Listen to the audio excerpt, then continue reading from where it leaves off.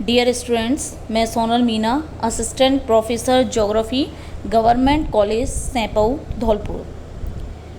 BA तृतीय वर्ष में सेकंड पेपर भारत का भूगोल के अंतर्गत हम पहले के लेक्चर्स में भारत के सामान्य परिचय और उसके 4 प्रमुख भौतिक स्वरूपों का अध्ययन कर चुके हैं। आज के इस लेक्चर में हम पढ़ेंगे भारत की जलवायु के बारे में। जलवायु के बारे में पढ़ने से पहले सबसे पहले हमें जलवायु का अर्थ समझना होगा। सामान्यतः हम 2 तरह के शब्द सुनते हैं, मौसम और जलवायु। ये दोनों ही शब्द अलग अलग हैं, इनमें अंतर है, दोनों का अर्थ अलग अलग है। मौसम का मतलब होता है अल्पकालिक परिस्थितियाँ, अर्थात एक दिन में सुबह से लेकर शाम तक मौसम में कई बार परिवर्तन हो सकता है। जैसे सुबह धूप है, दोपहर बाद बारिश हो गई, शाम को फिर धूप हो गई। तो इस तरह जो एक दिन में क्षणिक रूप से बदलती हुई परिस्थितियां हैं उनको हम मौसम कहते हैं, जबकि जो जलवायु होती है वो इसके बिल्कुल विपरीत होती है। जलवायु लंबे समय तक चलने वाली प्रक्रिया है और अगर हम बात करें तो करीबन 40 वर्षों बाद यह बदलती है। अर्थात देखें तो हम जैसे हमारा भारत है तो उसकी जलवायु कैसी है, उष्णकटिबंधीय है। तो काफ़ी प्राचीन समय से ही हमारी जलवायु जो है वो उष्णकटिबंधीय ही है। उसमें समय के साथ अब धीरे धीरे जैसे कोई परिवर्तन होते हैं तो वो कैसे होते हैं, वो स्लो रूप में होते हैं, बहुत धीमे धीमे होते हैं। तो इस तरीके से हम देखें तो जलवायु और मौसम ही दोनों ही जो हैं वो अलग अलग अपने जो अर्थ होते हैं उनको प्रदर्शित करते हैं। तो जैसा मैंने आपको बताया कि जलवायु क्या होती है, एक बहुत लंबे समय तक चलने वाली परिस्थिति है। इसमें हम लंबे समय का जो तापमान है, वर्षा है, वायुमंडलीय दबाव है, पवनों की दिशा है, वेग है, उसका अध्ययन और विश्लेषण करते हैं। हमारे भारत की जलवायु है उष्णकटिबंधीय मानसूनी जलवायु। मानसूनी क्यों कहते हैं? क्योंकि हमारे भारत में क्या है, मानसून आता है। वर्षा ऋतु जो होती है वो एक पर्टिकुलर समय पर आती है और वो समय होता है मानसून का समय। तो मानसून जो है वो एक अरबी भाषा का शब्द है मौसम, उससे इसकी उत्पत्ति हुई है, जिसका अर्थ होता है पवनों की दिशा का मौसम के अनुसार उलट जाना। अर्थात जैसा मौसम है उस मौसम के अकॉर्डिंग जो है वो पवनों की दिशा जो होती है वो बदल जाती है। जैसे कि भारत में अरब सागर है, भारत के एक तरफ अरब सागर है पश्चिम में, पूर्व में बंगाल की खाड़ी है। तो उनसे जो पवनें चलती हैं, उनसे जो हवाएं चलती हैं, उनकी दिशा में ऋतु के अनुसार जो है वो परिवर्तन हो जाता है। इसीलिए जो भारत की जलवायु है उसे मानसूनी जलवायु कहा जाता है, क्योंकि इस मानसून के द्वारा ही जो भारत है उसमें वर्षा होती है। अब बात करते हैं भारत की जलवायु को प्रभावित करने वाले कारक। सबसे पहले बात करें तो आता है स्थिति और अक्षांशीय विस्तार। जैसा कि मैंने आपको बताया कि भारत, पहले जो सामान्य परिचय पढ़ाया था उसमें बताया था कि भारत उत्तरी गोलार्ध में है, अर्थात कर्क रेखा जो है वो भारत के बिल्कुल कहाँ से गुजरती है, मध्य में से। तो उसके कारण ही जो भारत का टेम्परेचर है वो कैसा है, बहुत ज़्यादा है, और इसलिए यहाँ की जलवायु कैसी है, उष्णकटिबंधीय है। उष्णकटिबंधीय का मतलब गर्म जलवायु होना। तो किसी भी क्षेत्र की जो स्थिति है, अक्षांशीय स्थिति है, देशांतरीय स्थिति है, कौन सी रेखा वहाँ से होकर के गुजर रही है, ये सभी चीज़ें जो हैं वहाँ की जलवायु को प्रभावित करती हैं। सेकंड आता है समुद्र से दूरी। जैसा कि हमारा भारत 3 ओर समुद्र से घिरा है, तो जितने भी क्षेत्र यानी जितने भी पश्चिमी तटीय क्षेत्र हैं या पूर्वी तटीय क्षेत्र हैं या ऐसे राज्य जो कि समुद्र तटवर्ती क्षेत्रों के नज़दीक हैं, तो वहाँ तो कैसी जलवायु मिलती है, समुद्र तटीय जलवायु। और जैसे जैसे जो क्षेत्र समुद्र से दूरी पे आ जाते हैं, जैसे हमारा राजस्थान है, राजस्थान में आसपास कोई समुद्र नहीं है, दूरी है, तो यहाँ पर कैसी जलवायु है, थोड़ी विषम। वहाँ पर जो समुद्रीय जलवायु है उसका अभाव पाया जाता है। इसी तरीके से राजस्थान है, उत्तरी पश्चिमी भारत है, जम्मू कश्मीर है, इन सभी एरिया में समुद्र तटीय या समुद्री जो जलवायु होती है उसका अभाव है। तो जो क्षेत्र समुद्र के नज़दीक होगा वहाँ समुद्री जलवायु मिलेगी, जो क्षेत्र समुद्र से जितना अधिक दूर होगा वहाँ पर उसी तरह से जलवायु में परिवर्तन आता जाएगा। तीसरा आता है उत्तरी पर्वतीय श्रेणियाँ। जैसे कि हमारा भारत जो है उसके उत्तर में विशाल हिमालय पर्वत है। यह विशाल हिमालय पर्वत उत्तर में जो साइबेरिया क्षेत्र है, जो सबसे अधिक ठंडा क्षेत्र है, वहाँ से ठंडी ठंडी हवाएं चलती हैं, तो उन ठंडी ठंडी हवाओं को रोकने का कार्य करता है, जिससे कि हमारा जो भारत है उसमें टेम्परेचर जो होता है वो बहुत ज़्यादा माइनस में जाने से बच जाता है। यानी भारत का जो मौसमी परिवर्तन है या भारत की जलवायु है उसको कंट्रोल करने का काम हिमालय करता है। फिर आता है नेक्स्ट भू आकृति। भू आकृति की संरचना में हम देखें तो भारत में कहीं पर पहाड़ हैं, कहीं पर पठार हैं, कहीं पर मैदान हैं और कहीं पर रेगिस्तान है। तो ये सभी जो बनावट है भारत की वो किसको प्रभावित करती है? वहाँ की मौसम को, वहाँ की जलवायु को। क्योंकि प्रायः हमने देखा है कि ऐसे क्षेत्र जो पर्वतीय क्षेत्र जिनके बीच में आ जाते हैं तो उनसे जो वृष्टि छाया प्रदेश है वहाँ पे तो वर्षा कम होती है, यानी पर्वतों के पिछले हिस्सों में वर्षा कम होती है और अगले हिस्सों में वर्षा ज़्यादा होती है। रेगिस्तानी क्षेत्र की बात करें तो वहाँ पर भी जलवायु कैसी मिलती है? विषम मिलती है, बहुत ज़्यादा गर्मी रहती है। तो ये जो भूआकृतिक संरचना होती है ये भी भारत में जलवायु को प्रभावित करती है। नेक्स्ट आता है मानसूनी हवाएं। मानसूनी हवाएं जो होती हैं वो अपने साथ में आर्द्रता लेकर के आती हैं। आर्द्रता नहीं लेके आएंगी तो बारिश कैसे करेंगी? तो समुद्र से चलती हैं मेनली ये, तो ये भी हर क्षेत्र के जो टेम्परेचर है, वहाँ की जलवायु है उसको प्रभावित करने का काम करती है। नेक्स्ट आता है जेट स्ट्रीम, जिसे कहते हैं ऊर्ध्व वायु संचरण। जेट स्ट्रीम जो होती है वो ऊपरी क्षोभमंडल में आमतौर पर मध्य अक्षांश में भूमि से 12 किलोमीटर ऊपर पश्चिम से पूर्व दिशा में चलती है। पहली चीज़ तो कहाँ चलती है? क्षोभमंडल में। क्षोभमंडल हमारे वायुमंडल की सबसे निचली परत है और कितनी ऊंचाई तक चलती है? 12 किलोमीटर तक। इसकी दिशा होती है पश्चिम से पूर्व की ओर। तो इसकी जो गति है वो होती है 150 से 300 किलोमीटर। तो ये जो धाराएं हैं वो जेट स्ट्रीम धाराएं जो कि भारत में जो मानसून होता है उसको प्रभावित करने का काम करती हैं। कैसे प्रभावित करती हैं इसके बारे में हम आगे अभी जब मानसून या वर्षा से संबंधित सिद्धांत पढ़ेंगे उनमें मैं आपको इसके बारे में और डिटेल से समझाऊंगी। अगला आता है उष्णकटिबंधीय चक्रवात और पश्चिमी विक्षोभ। चक्रवात क्या होते हैं? जो हवाएं होती हैं वो वेग रूप से जो है वो गोल गोल घूमती हैं। वो जैसे बवंडर देखा होगा आपने, उस बवंडर का ही बड़ा रूप जो होता है वो चक्रवात होता है।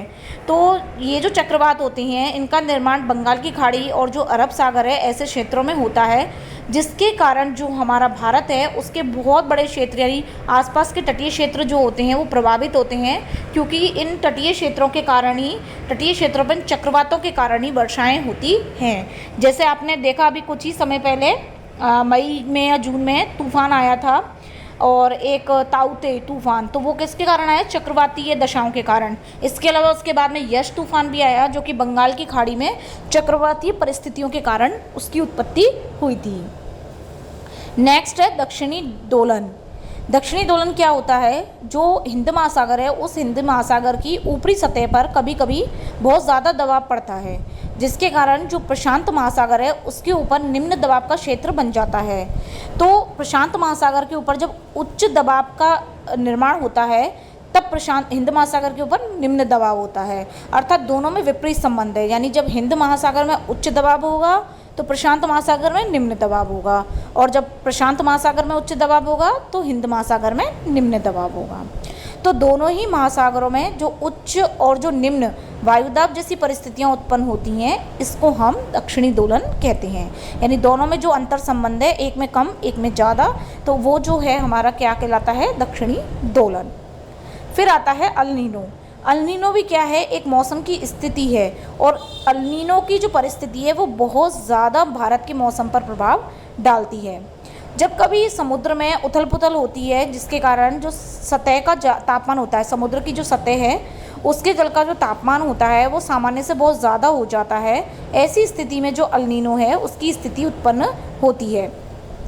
अल नीनो की जब भी परिस्थिति उत्पन्न होगी वो भारत में बारिश कम होती है। तो ये परिस्थिति मेनली उत्पन्न होती है क्रिसमस के समय, दिसंबर में। तो यही कारण है कि सर्दियों में भारत में जो बारिश होती है वो बहुत ही कम होती है। भारत में जो बारिश होती है सर्दियों में वो किसके कारण होती है? पश्चिमी विक्षोभ के कारण। वो अलग परिस्थिति है। लेकिन जो अल नीनो की परिस्थिति है वो भारतीय मानसून को कमज़ोर करने का काम करती है। भारतीय मानसून के लिए लालिनों की परिस्थिति जो होती है वो ज़्यादा इम्पॉर्टेंट होती है। उसके जब लालिनों की परिस्थिति उत्पन्न होगी तभी भारत में वर्षा होगी। ये भी पेरू के तट के निकट ही प्रशांत महासागर में उत्पन्न होती हैं। तो ये सभी कारक जो हैं वो भारत में जो जलवायु है उसको प्रभावित करने का काम करती हैं। अब हम बात करते हैं भारत में ऋतुएं कौन कौन सी हैं। सभी जानते हैं, सभी ने पढ़ रखा है, 4 ऋतुएं हैं, शीत ऋतु, ग्रीष्म ऋतु, वर्षा ऋतु और शरद ऋतु। सबसे पहले बात करते हैं शीत ऋतु की। तो शीत ऋतु होती है लगभग मध्य दिसंबर। आप देखेंगे जैसे दिवाली है, हमारे यहाँ दिवाली का मौसम है, तो दिवाली के मौसम के टाइम गुलाबी सर्दी सी पड़ने लग जाती है, हल्की सर्दी। तो स्टार्टिंग इसकी जो है वो लगभग बीच दिसंबर से मानी जाती है, मिड दिसंबर से और फरवरी तक ये चलती हैं। इसमें जो सूर्य होता है उसकी स्थिति क्या होती है, दक्षिणायन की होती है। इसमें उत्तरी गोलार्ध में जो तापमान हो जाता है वो कैसा होता है, कम, और भारत आता है उत्तरी गोलार्ध में, इसीलिए जो सर्दियां होती हैं उसमें भारत में भी तापमान कम हो जाता है। इस समय यानी शीत ऋतु के समय जो समताप रेखाएं होती हैं वो पूर्व से पश्चिम की ओर सीधी रहती हैं। 20 डिग्री सेंटीग्रेड की जो समताप रेखा है वो भारत के बिल्कुल बीच से गुजरती है। इसमें एक शब्द आया है समताप रेखा, आपने पढ़ रखा होगा इसके बारे में, फिर भी मैं बता देती हूँ। समताप रेखाएं वे काल्पनिक रेखाएं जो होती हैं जो कि समान तापमान वाले क्षेत्रों को आपस में मिलाती हैं। जैसे किसी, हमने मान लो राजस्थान है, अब राजस्थान में हम समताप रेखा खींचेंगे तो जहाँ राजस्थान में 30 डिग्री टेम्परेचर है एक जैसा, उन एरियाज़ को हम उस रेखा से मिला देंगे तो वो 30 डिग्री टेम्परेचर की समताप रेखा कहलाएगी। अब हम सर्दियों की बात करें तो सर्दियों में क्या होता है, जो भूमध्य सागर है उस भूमध्य सागर में शीतोष्ण चक्रवात की उत्पत्ति होती है जो कि पश्चिमी जेट स्ट्रीम के सहारे भारत में आ जाता है, जिसके कारण सर्दियों में पंजाब है, हरियाणा, जम्मू कश्मीर, राजस्थान, पश्चिमी उत्तर प्रदेश, हिमाचल प्रदेश, इनमें क्या होती है, वर्षा होती है। तो ये किसके कारण होती है, पश्चिमी विक्षोभ के कारण होती है, जिसे हम क्या कहते हैं, मावट कहते हैं। और ये रबी की फसल यानी गेहूं वगैरह की फसल के लिए बहुत ही ज़्यादा उपयोगी मानी जाती है। तो इस तरीके से जो शीत ऋतु है भारत में, वो शीत ऋतु रहती है मध्य दिसंबर से और फरवरी तक। और इस समय जो बारिश होती है वो बहुत ही कम होती है, मावट के रूप में होती है। और इस समय भारत का जो उत्तरी पश्चिमी पूरा एरिया है, उत्तरी और उत्तरी पश्चिमी, उसमें पूरे एरिया में और उत्तरी पूर्वी, इसमें सब में जो टेम्परेचर रहता है वो बहुत ही ज़्यादा कम रहता है। दूसरी ऋतु आती है ग्रीष्म ऋतु, जो कि मार्च से और मई तक होती है। इस समय सूर्य क्या होता है, उत्तरायण में होता है। तो उत्तरायण होने के कारण यानी कर्क रेखा पर होने के कारण जो टेम्परेचर होता है वो बढ़ जाता है, जबकि सर्दियों में सूर्य मकर रेखा पर होता है तो वो क्या हो जाता है, दक्षिणायन हो जाता है।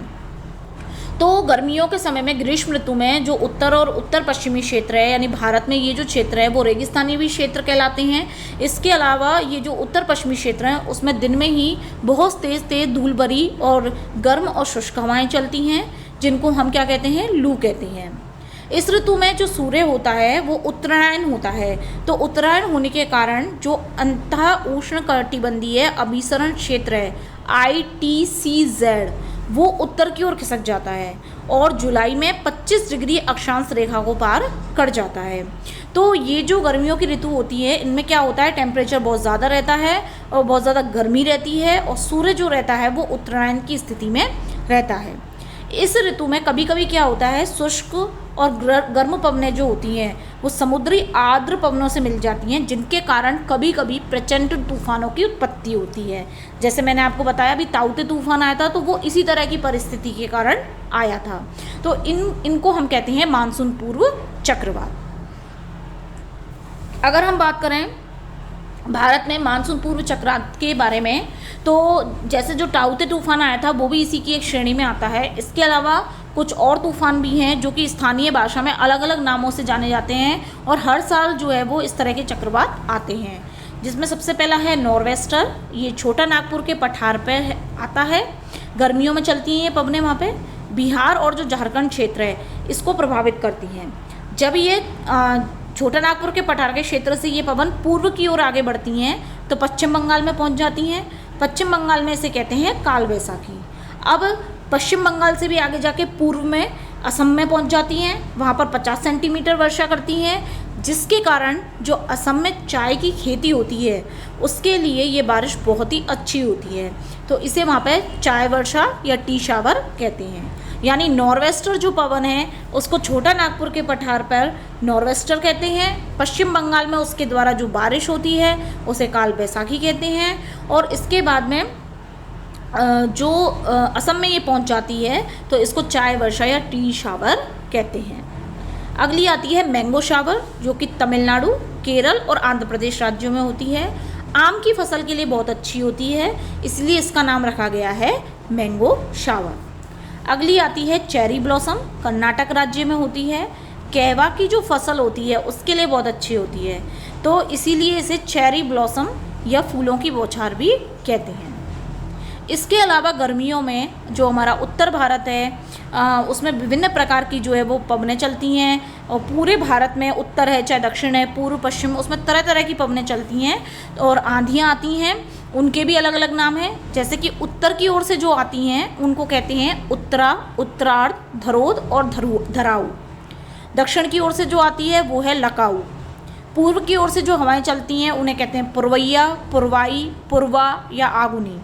पश्चिम की ओर से जो हवाएं चलती हैं उन्हें कहते हैं पिछवाई, पछुआ, पिछवा या आधुनी।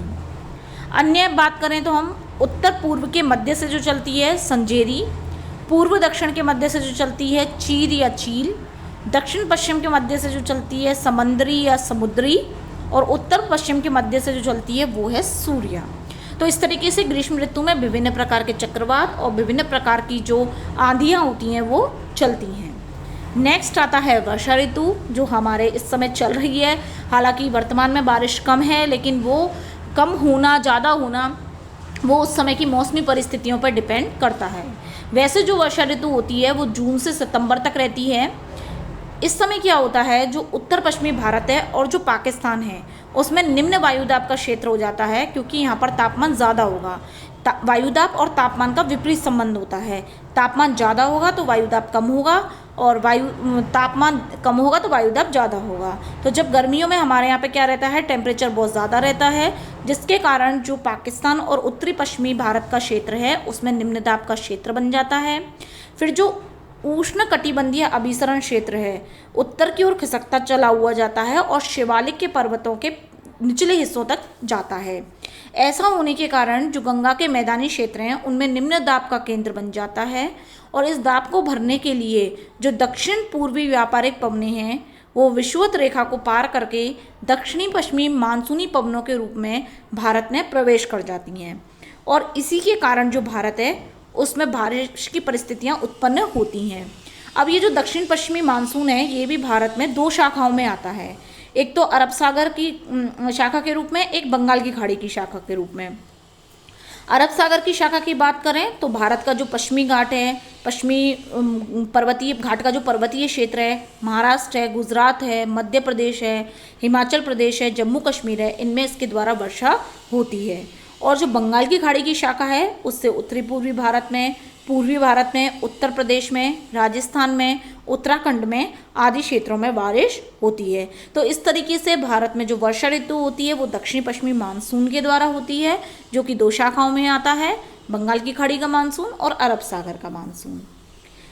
पूर्वी भारत का जो उत्तरी पूर्वी क्षेत्र है उसमें जो अरुणाचल प्रदेश, सिक्किम वाला एरिया है उसमें गारो, खासी और जयंती पहाड़ियाँ हैं जो कि कीपनुमा रूप में होती हैं और समुद्र की तरफ खुली हुई हैं।